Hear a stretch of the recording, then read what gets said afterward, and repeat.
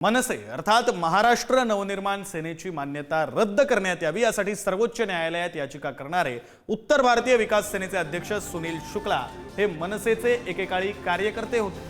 वर्सोवा विधानसभेचे मनसेमध्ये कार्यकर्ता म्हणून 2009 मध्ये कार्यरत होते अशी माहिती समोर आली। त्यावेळी मनसेकडून आमदारकीची निवडणूक लढवलेले मनीष धुरी यांचा प्रचारही सुनील शुक्ला यांनी केला होता।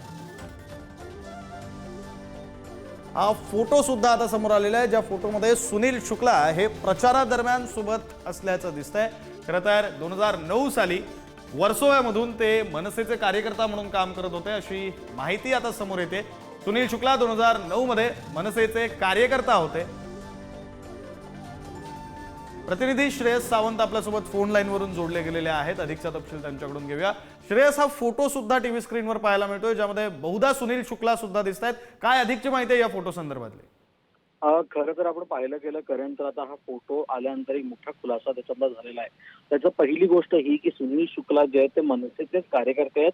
त्यांनी मनसेच्या खऱ्या तर आमदारकीला जे उभे होते त्यांचं प्रचार सुद्धा केला होता 2009 साली। या सगळ्या गोष्टीनंतर मनसेतून निघून त्याने वेगळा पक्ष काढला किंवा वेगळा पक्ष निर्माण केला आणि आता तोच पक्ष मनसेच्या पक्षाचे जे ते रद्द करावं असं ते विचार करते, असं ते सुप्रीम कोर्टात गेलेलं आहे। त्यामुळे कुठे ना कुठे आता मनसैनिकांमध्ये आणि वेगळे प्रश्न निर्माण झालेत की ही सगळं करतायत तरी कशाला, आणि मोठा प्रश्न त्याचा निर्माण झालेला कारण।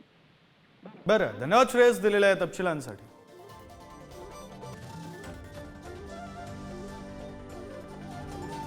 Thank you.